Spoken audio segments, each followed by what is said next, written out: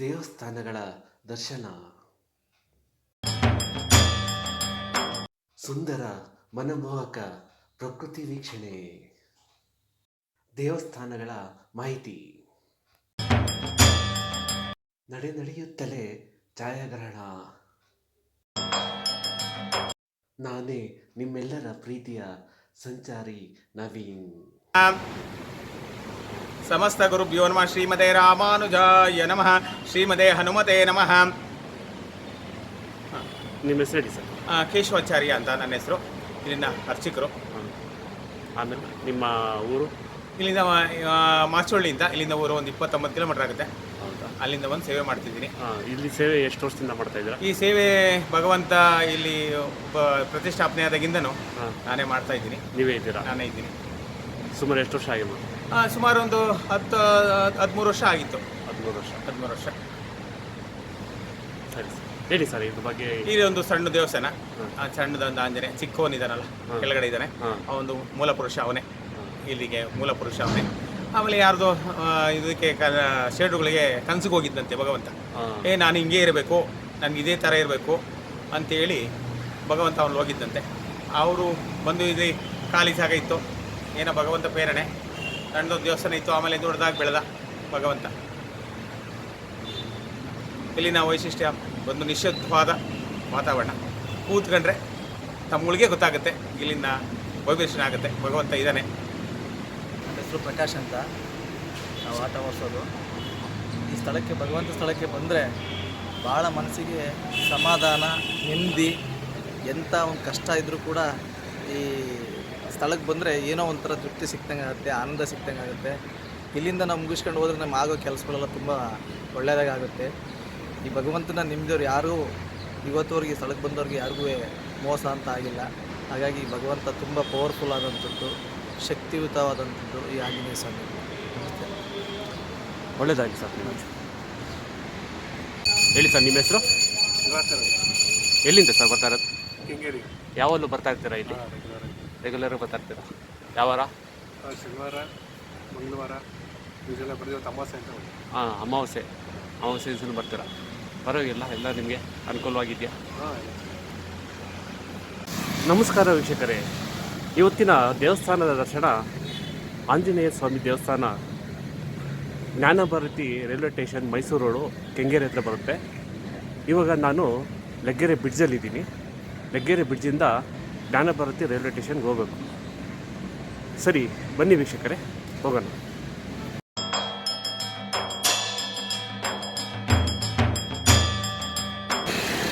ಇದು Laggere bridge bus stop. ನಾವು ring ರೋಡಿಂದಲೇ ಹೋಗ್ತಾ ಇದ್ದೀವಿ. ಲಗ್ಗೆರೆ ಬ್ರಿಡ್ಜ್ ಆದಮೇಲೆ ನೆಕ್ಸ್ಟು ಕೆಂಪೇಗೌಡ ಆರ್ಚ್ ಬರುತ್ತೆ. ಬನ್ನಿ ಹೋಗೋಣ. ಇದು ಕೆಂಪೇಗೌಡ ಆರ್ಚ್ ಬಸ್ ನಿಲ್ದಾಣ. ಮುಂದಿನ ಸ್ಟಾಪು ಪೈಪ್ ಲೈನ್ ಅಂದ್ಕೊಳ್ತೀನಿ. ಬನ್ನಿ ಹೋಗೋಣ.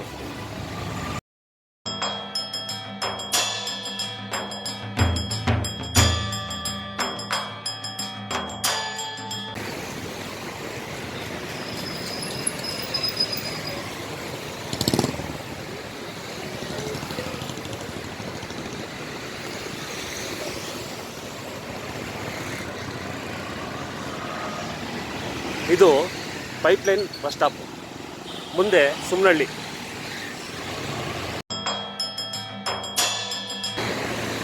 ವೀಕ್ಷಕರೇ, ಸುಮ್ನಹಳ್ಳಿಗೆ ಬಂದಿದ್ದೀವಿ. ಇವಾಗ ನಾವು ಸುಮ್ನಹಳ್ಳಿ ಫ್ಲೇವರ್ನ ಹತ್ತುತ್ತಾ ಇದ್ದೀವಿ.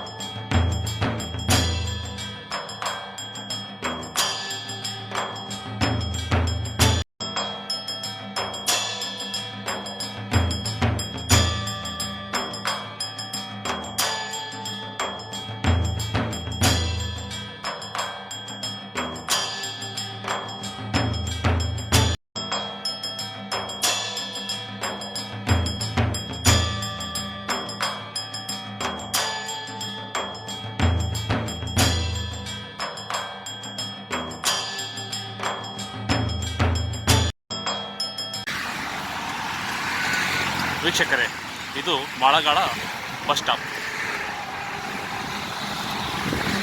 ಮುಂದೆ ಕಾಪರೇಟಿವ್.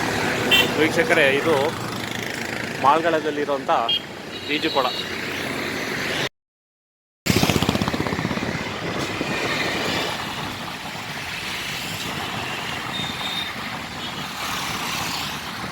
ವೀಕ್ಷಕರೇ, ಇದು ಕಾಪರೇಟಿವ್ ಪಾಳ್ಯ ಬಸ್ ಸ್ಟಾಪ್. ಮುಂದೆ ನಾಗರು ಬಾವಿ. ಹೋಗೋಣ ಬನ್ನಿ.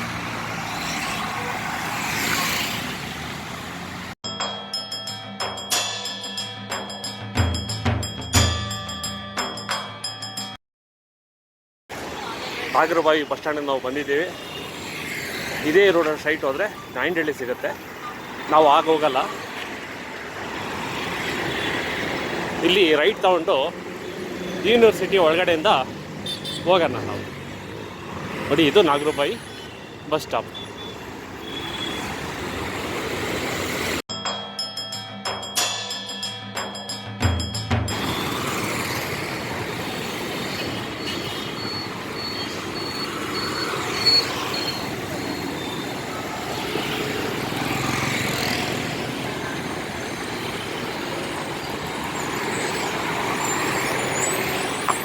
ಇಲ್ಲಿ ಸರ್ವಿಸ್ ರೋಡಲ್ಲಿ ಹೋಗೋಣ. ಯೂನಿವರ್ಸಿಟಿ ಒಳಗಡೆ ಹೋಗುತ್ತೆ ಈ ರೋಡು.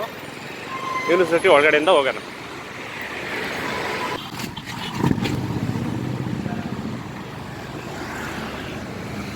ವೀಕ್ಷಕರೇ, ಬೆಂಗಳೂರು ಯೂನಿವರ್ಸಿಟಿ ಒಳಗೆ ನಾವು ಇವಾಗ ಎಂಟ್ರಿ ಆಗಿದ್ದೀವಿ. ನನ್ನ ಬಲಗಡೆ ಕಾಣಿಸ್ತಾ ಇದೆಯಲ್ಲ, ಇದು ಲಾ ಕಾಲೇಜು. ನಾವು ಇದೇ ರೋಡಲ್ಲಿ ಒಳಗಡೆ ಎಲ್ಲ ನೋಡ್ಕೊಂಡು ಹೋಗೋಣ.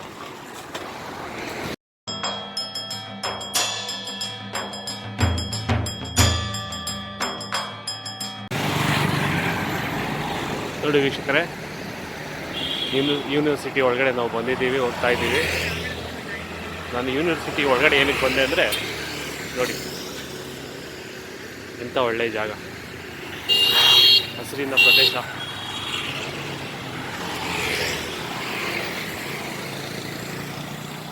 ಹಚ್ಚ ಹಸಿರು. ಹಾಗೆ ನಾಯಿಂಡಹಳ್ಳಿ ಮೇಲೆ, ನಾಯಿಂಡಹಳ್ಳಿಯಿಂದ ಹೋದರೆ ಮೈಸೂರು ರೋಡ್ ಜಾಯ್ನ್ ಆಗುತ್ತೆ. ಆದರೂ ನಾನು ಈ ಜಾಗ ತೋರಿಸೋಕ್ಕೆ ನಿಮಗೆ ನಾನು ಇದರೊಳಗಡೆ ಬಂದೆ. ಇನ್ನೂ ಹಲವಾರು ಒಳ್ಳೊಳ್ಳೆ ಜಾಗಗಳಿದೆ.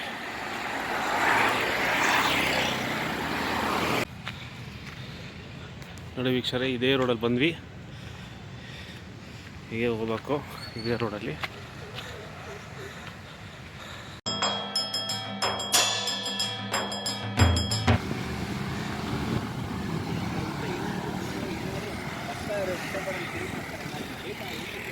ಇದು ಯೂನಿವರ್ಸಿಟಿ ಗೇಟಿಂದ ಹೊರಂಥ ಮೇನ್ ರೋಡು.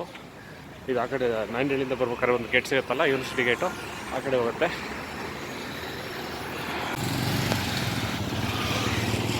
ಇದೇ ರೋಡಲ್ಲಿ ಹೋಗ್ತಾ ಇರೋಣ. ಮುಂದೆ ಇಲ್ಲಿ ಒಂದು ಸ್ವಲ್ಪ ಮುಂದೆ ಹೋಗಿ ಅಲ್ಲಿ ಒಂದು ಸ್ಟೇಡಿಯಂ ಇದೆ. ಆ ಸ್ಟೇಡಿಯಂನ ನೋಡಿಕೊಂಡು ಅದಾದಮೇಲೆ ಒಂದು ಗಣೇಶನ ದೇವಸ್ಥಾನ ಇದೆ, ಬಲ್ಮುರಿ ಗಣಪ. ಅದನ್ನು ನೋಡ್ಕೊಂಡು ನೆಕ್ಸ್ಟು ಆಂಜನೇಯನ ದೇವಸ್ಥಾನಕ್ಕೆ ಎಂಟ್ರಿ. ನೋಡಿ ವೀಕ್ಷಕರೇ, ಯೂನಿವರ್ಸಿಟಿ ಒಳಗಡೆ ಇರೋಂಥ ಸ್ವಿಮ್ಮಿಂಗ್ ಪೂಲು ಸ್ಟಾಪ್ ಮಾಡಿದ್ರು ಅನಿಸುತ್ತೆ. ಇವಾಗೇನು ಇದೆಯೋ ಇಲ್ಲೋ ಗೊತ್ತಿಲ್ಲ. ಕಿರಿಕ್ ಪಾರ್ಟಿ ಫಿಲಮ್ ನೋಡಿರ್ಬೋದು. ಆ ಫಿಲಮಲ್ಲಿ ಒಂದು ಗ್ಯಾಂಗ್ ವಾರ್ ಆಗುತ್ತೆ ಕಾಲೇಜಲ್ಲಿ. ಇದೇ ಸ್ಟೇಡಿಯಮಲ್ಲಿ ಅದು ಶೂಟಿಂಗ್ ಆಗಿರೋದು.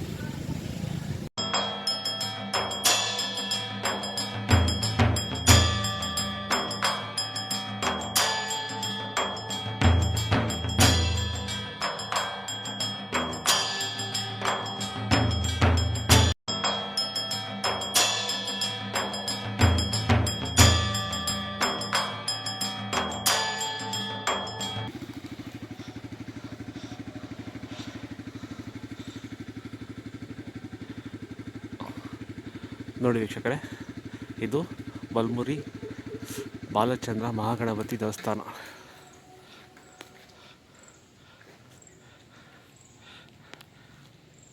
ನಾವು ಈ ರೋಡಲ್ಲಿ ಬಂದ್ವಿ. ಇದು ದೇವಸ್ಥಾನ. ನಾವಿವಾಗ ಈ ರೋಡ್ಗೆ ಹೋಗ್ಬೇಕು. ಬನ್ನಿ ಹೋಗೋಣ. ನೋಡಿ, ದೇವಸ್ಥಾನದ ಎದುರುಗಡೆ ಬಂದು ಇದೇ ರೋಡಲ್ಲಿ ಬಂದ್ವಿ. ಯೂನಿವರ್ಸಿಟಿ ಮುಗೀತು. ಇಲ್ಲಿಗೆ ಆ ಗೇಟ್ ಪಾಸ್ ಆದರೆ ಯೂನಿವರ್ಸಿಟಿಯಿಂದ ಆಚೆ ಬಂದಾಗೆ ನೆಕ್ಸ್ಟು ಮೈಸೂರು ರೋಡ್ ಸಿಗುತ್ತೆ. ಮೈಸೂರು ರೋಡಲ್ಲೇ ನಿಮ್ಮ ಬಲಗಡೆ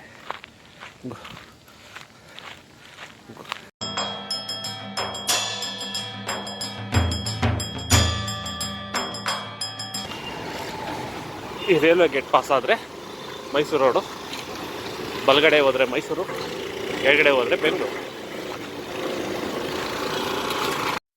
ಲಗ್ಗೆರೆ ಬ್ರಿಡ್ಜ್ನಿಂದ ಪ್ರಾರಂಭ ಮಾಡಿದ ನಮ್ಮ ಈ ಪಯಣ ಸತತ 20 ಕಿಲೋಮೀಟ್ರು ನಡೆದುಕೊಂಡು ಮೂಲಪುರುಷನ ಸನ್ನಿಧಿಗೆ ಹತ್ತಿರ ತಲುಪಿದೆವು.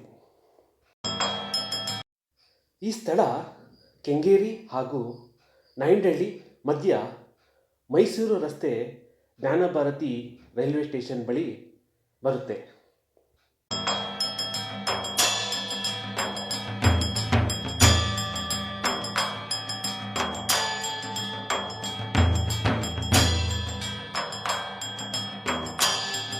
ಮೂಲಪುರುಷನ ದೇವಾಲಯದ ಗೋಪುರ ಸುಮಾರು 2 ಕಿಲೋಮೀಟರ್ ದೂರದಿಂದಲೇ ನಮಗೆ ಗೋಚರವಾಗುತ್ತದೆ.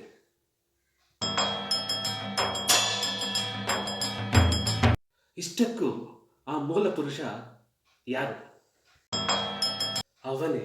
ಅವನೇ ಶ್ರೀರಾಮನ ಬಂಟ, ಅಂಜನಿ ಪುತ್ರ ಚಿರಂಜೀವಿ.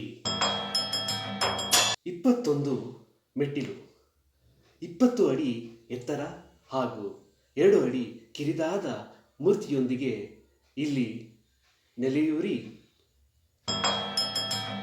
ಭಕ್ತರ ಭಕ್ತಿಯನ್ನು ಸ್ವೀಕಾರ ಮಾಡ್ತಾರಂತಹ ಶ್ರೀ ಶ್ರೀ ಅಭಯ ಆಂಜನೇಯ ಸ್ವಾಮಿ. ಮಂದಿರದ ಒಳಗೆ ಪ್ರವೇಶ ಮಾಡಿದ ತಕ್ಷಣವೇ ನಮಗೆ ದರ್ಶನ ನೀಡಿದ್ದು ವಿಘ್ನ ವಿನಾಶಕ ಏಕದಂತ ಗಣೇಶ. ಗರ್ಭಗುಡಿಯ ಪ್ರದಕ್ಷಿಣೆ ಹಾಕುವ ವೇಳೆ ಏನೋ ಒಂದು ಥರ ಅನುಭವ.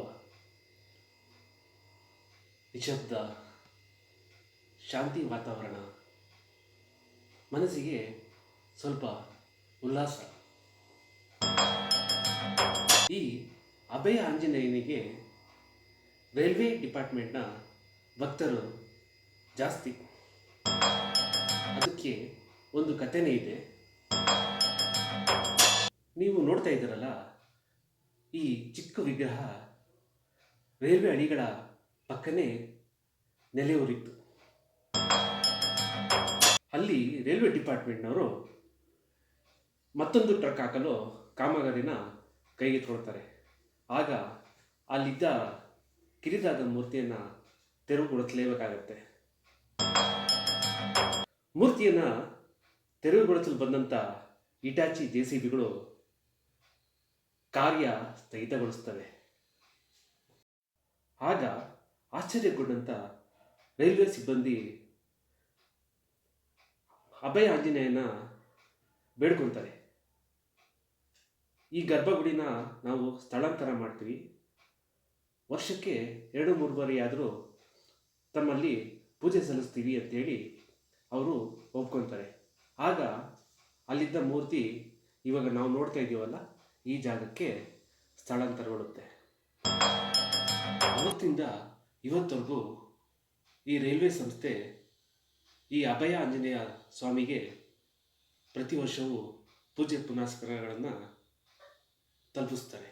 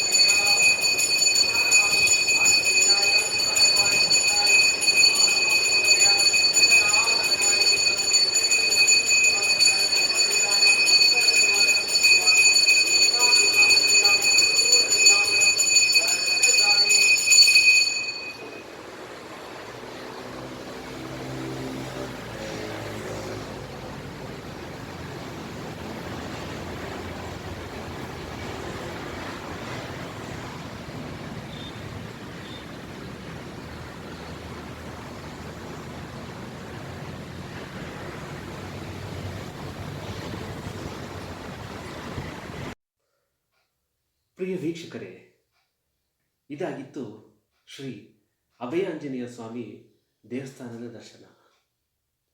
ವೀಕ್ಷಕರೇ, ನೀವು ಒಮ್ಮೆ ಈ ದೇವಸ್ಥಾನಕ್ಕೆ ಭೇಟಿ ನೀಡಿ ಅಭಯ ಆಂಜನೇಯ ಸ್ವಾಮಿ ಕೃಪೆಗೆ ಪಾತ್ರರಾಗಿ.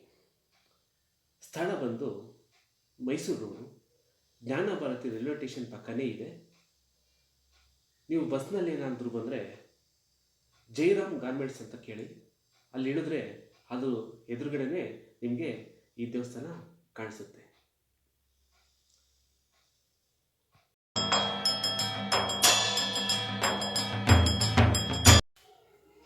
ಇದಾಗಿತ್ತು ವೀಕ್ಷಕರೇ ಶ್ರೀ ಅಭಯ ಆಂಜನೇಯ ದೇವಸ್ಥಾನ ದರ್ಶನ. ವೀಕ್ಷಕರೇ, ಅಲ್ಲಿ ಆಂಜನೇಯನ ದೇವಸ್ಥಾನ ಒಂದೇ ಇಲ್ಲ, ಅಲ್ಲಿ ಇನ್ನೂ 3 ದೇವರುಗಳು ಅಲ್ಲಿ ಪ್ರತಿಷ್ಠಾಪನೆ ಮಾಡಿದ್ದಾರೆ. ಅದನ್ನು ನಾನು ನೆಕ್ಸ್ಟ್ ವಿಡಿಯೋದಲ್ಲಿ ನಿಮಗೆ ಅದ್ರ ಬಗ್ಗೆ ಪೂರ್ತಿ ಮಾಹಿತಿನ ನಾನು ನೀಡ್ತೀನಿ. ಅಲ್ಲಿವರೆಗೂ ಗೌರಿ ಗಣೇಶ ಹಬ್ಬದ ಆರ್ಥಿಕ ಶುಭಾಶಯಗಳು. ನಮಸ್ಕಾರ ವೀಕ್ಷಕರೇ.